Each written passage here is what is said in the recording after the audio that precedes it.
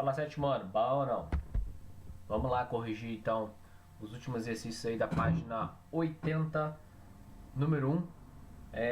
Lembrando que essa videoaula vai ser a última, né? Gravada. Depois a gente vai estar, né, a partir dessa semana, já estudando, nos comunicando diretamente ao vivo, que vai ser bem melhor, vocês vão ver. E veja bem, até onde nós vamos caminhar na videoaula de hoje. Quando a gente entrar ao vivo, a gente vai estar dando sequência de dentro desta matéria, ok? Então é importantíssimo assistir esta videoaula. Então a correção aí do primeiro, número 1, associa a localização latitudinal do Brasil à sua diversidade natural. Veja bem, a gente sabe que o Brasil tem grande extensão latitudinal, de norte a sul, é o quinto maior país em extensão territorial.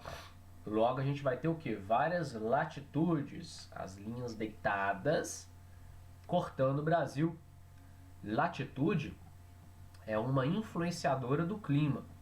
Então a gente também vai ter o que? Vários tipos climáticos. A gente sabe que o clima predominante é o tropical. Mas aí dentro do clima tropical a gente vai ter as subdivisões. E essas subdivisões vão sofrer influência da latitude. Então, a pergunta: associar a localização latitudinal do Brasil à sua diversidade natural. Ora, se o Brasil apresenta várias latitudes, logo teremos vários subclimas, vamos chamar assim, subclimas dentro do nosso território. E o clima define a vegetação. Essa frase é importantíssima.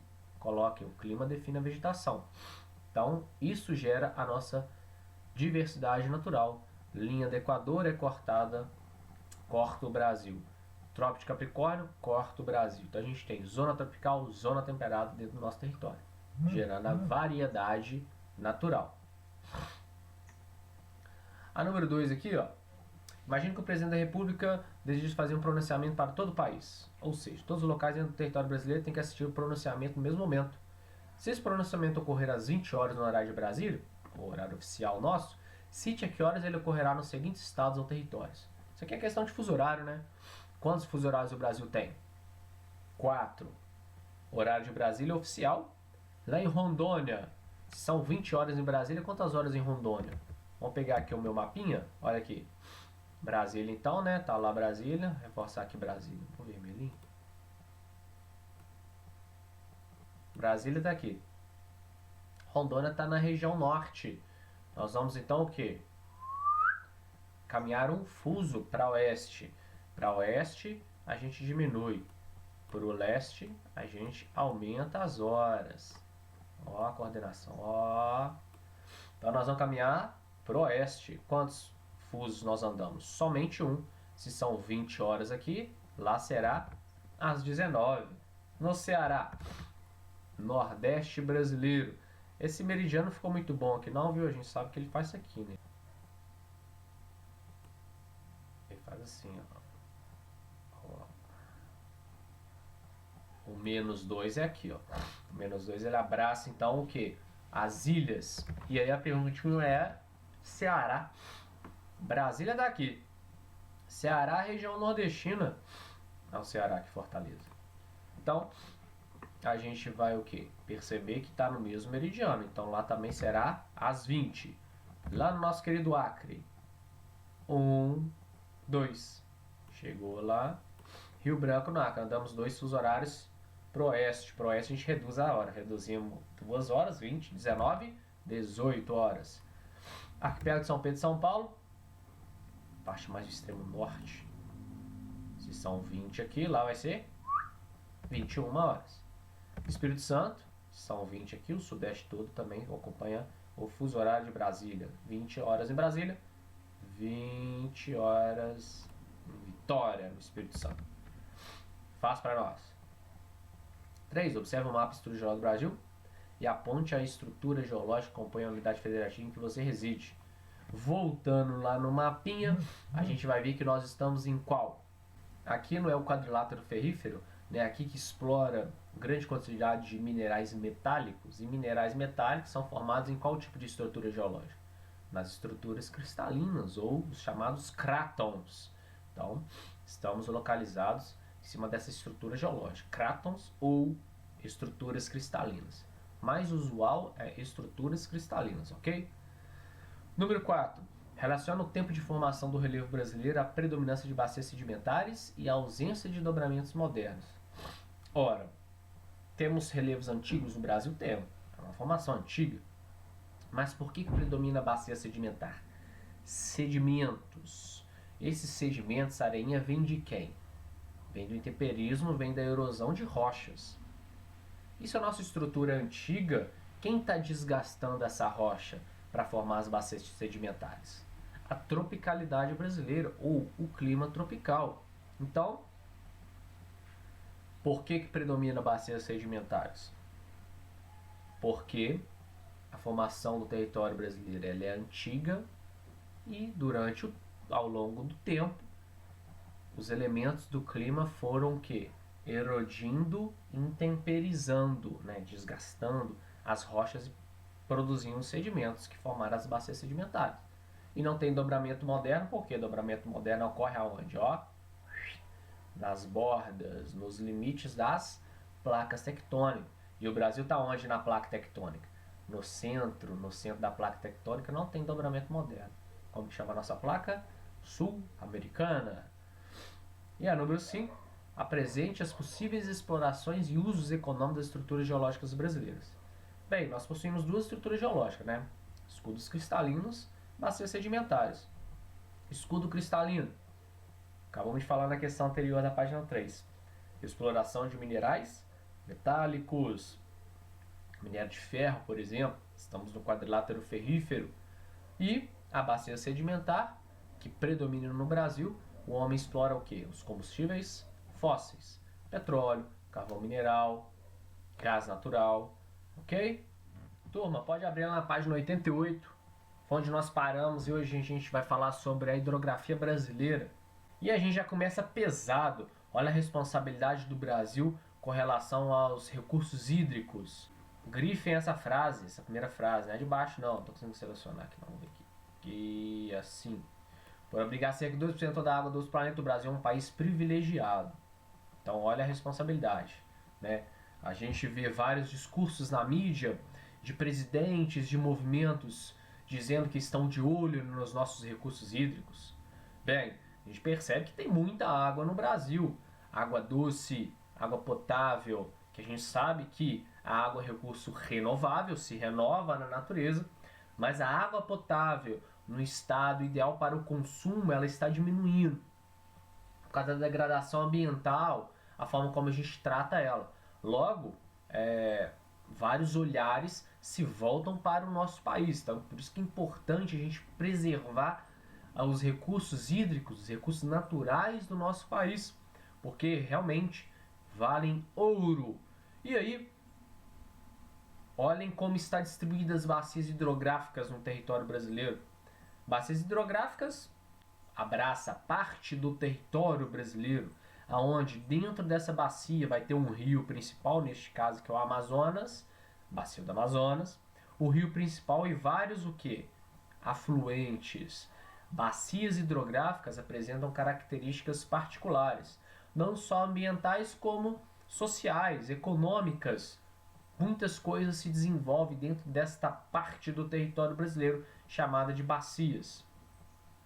E aí, essa são a distribuição das bacias pelo território. Óbvio que a gente não precisa saber todas, mas tem umas aqui que são importantes. Pelo menos aonde nós estamos, que é a bacia do São Francisco. Localiza a bacia do São Francisco para mim aí no mapa. Essa rosinha clara aqui, ó. Eu tô vendo um rosa aqui nessa cor.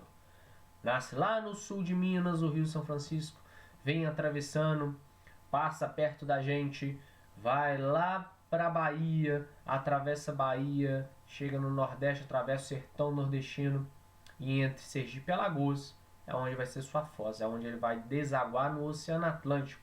Então, estamos aqui, localizados, a nossa cidade localizada na grande bacia do São Francisco. Temos também a bacia chamada de Bacia do Leste, mas a gente pode colocar a do Jequitinhonha, a do Rio Doce, muito próximos da gente. A Bacia do Paraná também pegando uma parte de Minas Gerais, Bacia do Paraná, importantíssima aí para as questões de produção de energia hidrelétrica, para a agricultura e para o desenvolvimento industrial brasileiro. Enfim, várias bacias, cada uma com as suas características, é isso que nós vamos ver agora. Então, primeiro a dizer vai ser a bacia amazônica. Bem, se a gente tem o maior rio do mundo, vai ser também a maior bacia do mundo, né? A bacia amazônica é uma bacia que a gente fala que é uma bacia internacional. Ela não está somente dentro do território brasileiro, ela vai além das fronteiras nacionais. Tanto é que o rio principal da bacia amazônica é o Rio Amazonas. Ele nasce aonde? Lá nos Andes peruano. Vocês sabiam disso? A nascente do Amazonas é lá nos Andes peruano. E é muito interessante que é uma nascente que a gente chama de nival. Regime nival. Pelo menos da nascente, viu? Porque aqui o regime de todo o Rio Amazonas a gente fala que é um regime misto. Que ele é nival e fluvial, de abastecimento por outros rios, os seus afluentes. Neste caso aqui, onde está escrito aqui nascente da Cordilheira dos Andes, grifa, puxa uma setinha e escrevam regime nival. Nival com L no final, ok? Nival vem de quê? De neve. A nascente do Rio Amazonas ela é formada pelo derretimento da neve lá na Cordilheira Peruana, ok? Teremos, né, toda uma sociedade dentro do território amazônico, dentro da região norte, muito voltada para as questões hídricas. Casas flutuantes, os povos ribeirinhos, casas de palafitas, a rede de transporte, o transporte hidroviário, o transporte fluvial de rios, muito comum na região norte. Por quê? Porque é uma região rica, hidrograficamente falando. Olhem este último parágrafo aqui. Grifa, ele para mim, ele diz o seguinte: apesar do pequeno desnível da planície amazônica, o grande volume de água de sua bacia confere um potencial hidrelétrico significativo, ainda pouco aproveitado.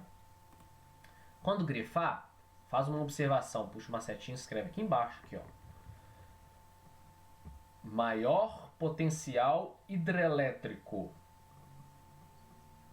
Eu vou explicar depois. Maior potencial hidrelétrico. Embaixo escreve menor potencial instalado.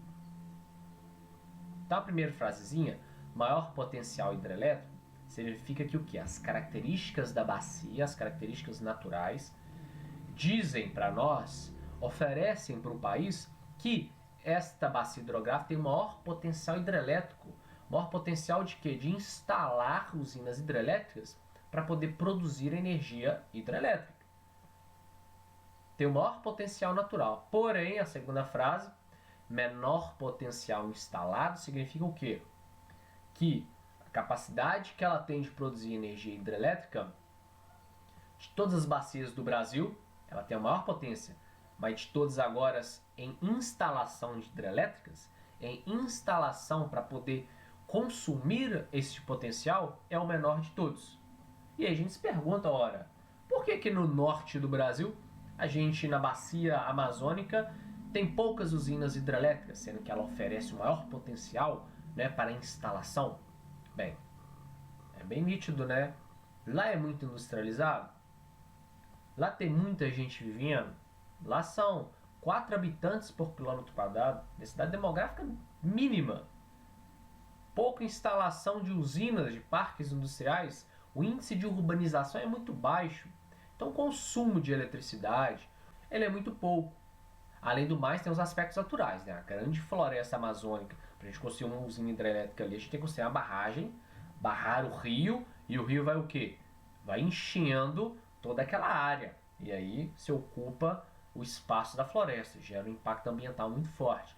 Então a presença da mata amazônica, ela também é o empecilho, ela interfere nessa questão de construir usinas hidrelétricas nessa região, ok?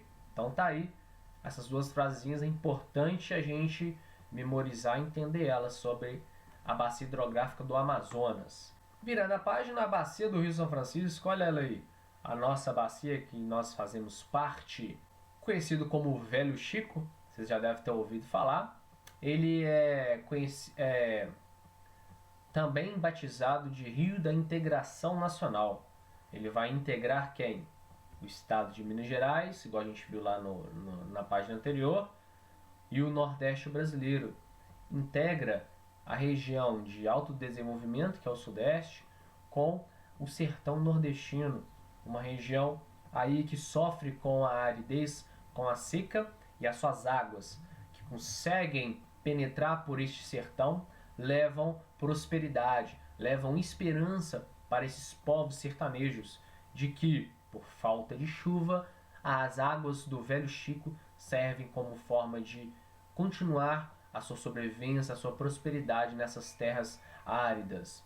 A transposição do Rio São Francisco, muito deslumbrado há séculos, hoje já é realidade. O que é transpor o rio? É criar canais, né? O rio corre nesse sentido, e aí eu começo a criar canais opostos ao sentido do rio, que essa água vai o que? Penetrar sertão afora, indo para regiões longe de onde o Rio São Francisco corta, para poder levar essa esperança para essa população. É um rio perene. O que é um rio perene? Um rio que nunca seca, tem água o ano inteiro, por isso que ele é importante para o sertão nordestino. É um rio de planalto. O que é um rio de planalto? Um rio que está o quê? Descendo o relevo. E rios de planalto a gente sabe que são rios que favorecem a construção de usinas hidrelétricas. Logo, teremos várias usinas hidrelétricas ao longo do seu curso. Além do mais, a gente sabe que rios de planalto não são muito bons para navegação, né? Então, alguns trechos do Rio São Francisco são navegáveis, outros nem tanto. E aqui embaixo a gente vai ter então usinas importantes, podem estar grifando: Três Marias, quem já foi em Três Marias, Sobradinho, Paulo Afonso e o Xingó. O próximo caso de estudo nosso então vai ser a Bacia Platina, ou conhecida aqui como a Bacia do Paraná. A Bacia Platina, em homenagem ao Rio da Prata, né, dos países platinos, Paraguai e Uruguai. Tem a Argentina nos países platinos, mas neste caso aqui fica Paraguai e Uruguai. No território brasileiro, a Bacia do Paraná, ela vai ter o quê? Uma extrema importância por localizar a maior hidrelétrica brasileira, a hidrelétrica de Itaipu, uma hidrelétrica que a gente fala que é binacional, duas nacionalidades, duas nações. Ela pertence ao Brasil e ao Paraguai. Grifem para nós, elas foram construídas, entre um acordo entre esses dois estados, o Brasil e o Paraguai.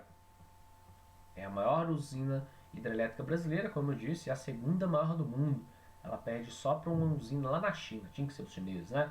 Construída maior do que a nossa, chama a usina de Três Gargantas. Ela vai ser de extrema importância para a produção de eletricidade. Uma parte dela é destinada ao Paraguai e a outra parte é para o Brasil.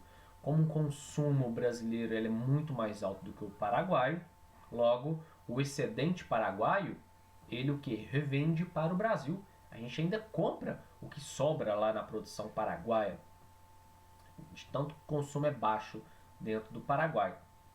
É um rio de planalto, mais uma vez, um rio que desce o relevo, um rio então que é ideal para a construção dessas usinas hidrelétricas.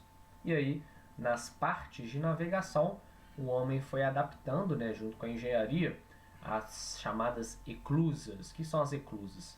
São elevadores de navios, você tem toda a barragem aí, o barco quer descer essa barragem e continuar no fluxo do rio.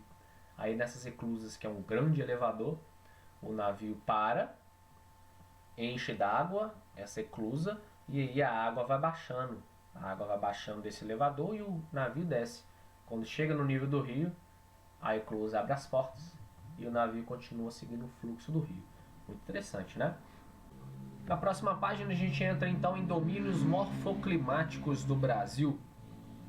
O que é isso? Isso aí é uma classificação criada pelo geógrafo Absaber, famoso aqui no Brasil e no mundo, de que no Brasil a gente vai ter esses domínios que vão ser espaços integrados. Integrados como assim? Esses aspectos naturais integrados. Integrados com relação ao clima, ao relevo, ao solo, à hidrografia. Junto a esses fatores, a gente tem a formação dos nossos domínios. E esses domínios vão ser divididos em Olha no mapinha. Amazônia, Cerrado, Mares de Morro, Caatinga, Araucária, Pradaria, áreas de transição. Então, no mapinha, a gente tem aqui, aonde está a nossa região? Vamos pegar BH aqui, região central de Minas. Ó, é o que? Essa área, eu tô vendo um amarelo aqui, vocês estão vendo que cor aí? É uma área de transição. Reparem em volta, quando vocês forem mais para o interior, não centro urbano de BH, a gente não consegue visualizar, né? Mas vai para lugares aonde, próximo de Belo Horizonte, que tem aspectos naturais mais vivos, né? O espaço geográfico tem uns domínios naturais assim predominantes.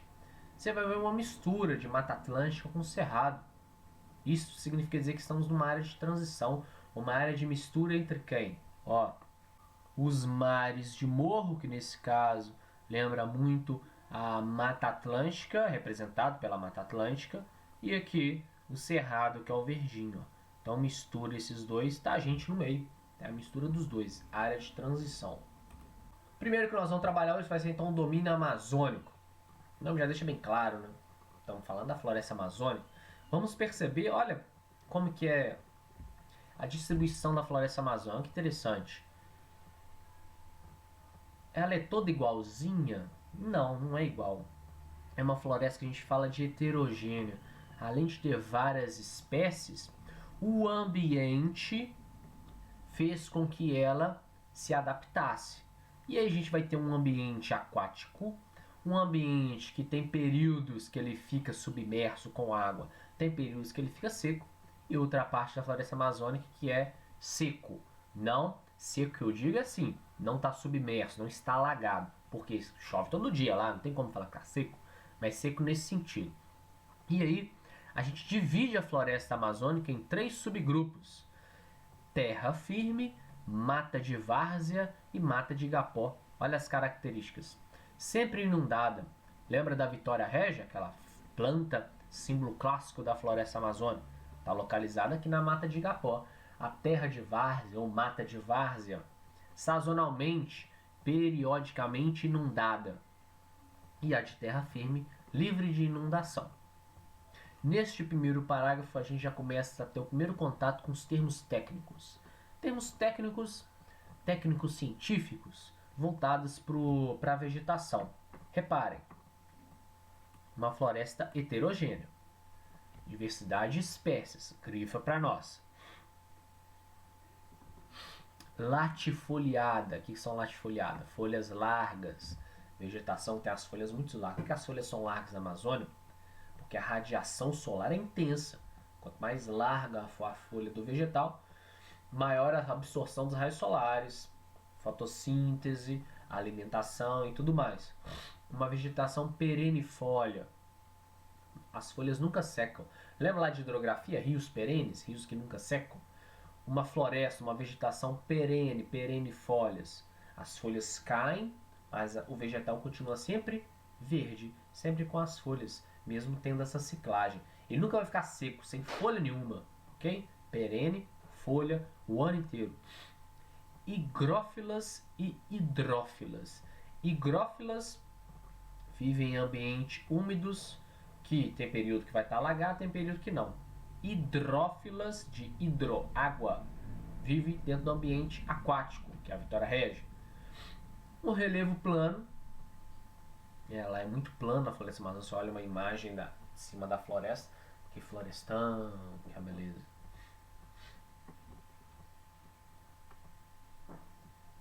Aqui dentro das características dessa subdivisão vegetal, o que a gente vai ter aqui? As árvores mais altas do Brasil e da floresta amazônica, que estão na terra firme. Isso é bem lógico, né? A terra firme ajuda nessa sustentação, nesse desenvolvimento. E vamos grifar a última frase, olha. Além desse grifado, vocês vão puxar uma setinha e vão escrever na frente aqui, ó. Área que sofre o maior desmatamento. Grifa a frase e escreve aqui na frente. A área que sofre o maior desmatamento. Por que sofre com desmatamento? Além de ser terra firme, não é alagada, fica fácil das máquinas chegarem para poder explorar o espaço. E o desmato para o agronegócio, a agricultura, a pecuária. ou os madeireiros desmatam porque sapucaia, cedro, mogno, tudo madeira que é boa, madeira de lei, boa para desenvolver móveis de alto valor agregado. E aí eles crescem o olho em cima dessas árvores nativas da floresta amazônica. E aí os madeireiros ilegais causam todos esses problemas que a gente já sabe dentro da floresta. A gente tem também a advárzea, lembra? Período com muita água, período com pouca água. Griffin, ocupando regiões periodicamente inundadas nas cheias dos rios. Até aqui. Temos a seringueiro, jatobá e a massaranduba. E por último, os igapós encontram constantemente alagadas. Grifo até aqui e aqui embaixo. As espécies da massa de igapó são hidrófitas. Hidrófitas, hidrófilas, mesma coisa, ok? Hidro de água, vivem submersas, vivem dentro d'água, ok? O clima é o clima equatorial. Só lembrar, na linha do Equador, corta a região norte. É a região mais quente do Brasil, a mais quente do mundo, né? As regiões equatoriais, por causa da concentração de incidência de raios solares ao longo do ano. Este calor misturado com a grande umidade, essa umidade vem de onde? Além de vir da evapotranspiração, as plantas transpiram, lançam umidade no ar, os grandes rios que cortam a região, toda a bacia que nós já estudamos, mais os ventos que sopram do oceano para dentro do continente, criam uma atmosfera muito úmida. Calor e umidade geram formação de nuvens, condensação e chove praticamente todo dia. Chove muito nessa região. Grande volume de chuva associado a um calor a altas temperaturas gera biodiversidade. Faz essa observação aqui em cima. Calor mais umidade é igual a biodiversidade. Por isso que a floresta amazônica é a maior floresta biodiversa do mundo. A localização estratégica dela faz com que este calor e umidade geram essa biodiversidade no território brasileiro. Aqui esse gráfico é chamado de climograma. Não se assustem, vamos ler o climograma. Primeira coisa, a gente tem a coluna da esquerda e da direita. Da esquerda faz referência a quem aqui? Temperatura. Do outro lado, milímetros é o que? Chuva. Embaixo, as letrinhas são o que? Janeiro, fevereiro, março, abril, maio, junho, julho, agosto, setembro, outubro, novembro, dezembro. Ou seja, os meses do ano. A coluna azul vão fazer referência à média de chuva de cada mês e a linha vermelha à temperatura média deste mês. Por exemplo, vamos ler janeiro. Ó, janeiro, qual foi a temperatura média de janeiro? Pego a linha vermelhinha, traço aqui um pouquinho, uns 26 graus, a média. E de chuva, pega aqui o gráfico, ó, vou lá do outro lado, mais ou menos. Uou! Só no mês de janeiro, ó, deu uns 280, 290 milímetros de chuva. Isso é coisa pra caramba, hein? Só pra gente ter uma ideia, aqui na nossa região, a média anual é de 1.500 milímetros por ano. 1.500. Pega de todos os meses e soma. Lá na floresta amazônica, aqui, 2.500 a 4.000 milímetros por ano. Então chove pra caramba. Então, reparem, é uma região muito quente, então é quente o ano inteiro. Olha como é que é a linha de temperatura no meio do ano que é o nosso inverno. Ela dá uma baixada. Olha o inverno deles lá, quantos graus em inverno? 24 graus, temperatura mais fria. Você tá doido, né? Então, é bem constante, é quente o ano inteiro. E olha o índice pluviométrico, as colunas sempre muito altas, né? Todas acima de 100. Então, chove pra caramba mesmo. Esse excesso de chuva é bom, mas também é ruim. Por quê? Por que ele é ruim? Excesso de chuva gera lixiviação no solo. O que é isso? Grifa essa frase aqui, ó. Intensificando o processo de lixiviação, no qual a água que infiltra no solo carrega os nutrientes, havendo perda de fertilidade. Então, pessoal, lixiviar ou solo lixiviado é quando os nutrientes desse solo vão embora. Vão embora por quem? Pela água. A água da chuva, A água infiltra, leva os nutrientes embora lá para o interior do solo. A raiz da planta não vai conseguir absorver esses nutrientes. Ou, superficialmente, a água vai varrer esses nutrientes, tira os nutrientes da superfície do solo. E as raízes superficiais não vão ter aonde buscar esses nutrientes. Entenderam? Então, o solo lixiviado é muito ruim no desenvolvimento do vegetal para desenvolver a agricultura. E isso ocorre muito no norte do Brasil. Não só no norte, mas nas regiões que chove muito, como o litoral brasileiro, toda a faixa de Mata Atlântica, que a gente vai ver aqui, é também lixiviado. Mas ao mesmo tempo, quebrando essa regra da lixiviação, a floresta amazônica é muito doida. Lá é quente e úmido, então a gente vai ter na superfície do solo muitas colônias de bactérias trabalhando ali, produzindo matéria orgânica. Quando a folha cai, lembra que a floresta é perene-folha, as folhas vão cair no solo rapidamente. Com esse calor, a gente tem a proliferação de bactérias, já vai decompondo aquela matéria orgânica, já vai formando humus. E ao mesmo tempo que a chuva cai e quer levar aqueles nutrientes embora, a fabricação é tão intensa que antes dos nutrientes irem embora, dá tempo da árvore puxar esses nutrientes para ela. E olha que doideira. Essa ciclagem, ela é o quê? 24 horas ao longo do ano, não para. Então a floresta adaptou a absorver rapidamente esses nutrientes antes que a água da chuva leve tudo embora. Doideira, a natureza é perfeita, né? E este parágrafo aí tá falando sobre isso. Grifem o parágrafo todinho. Essa parte é muito legal, típico da floresta amazônica.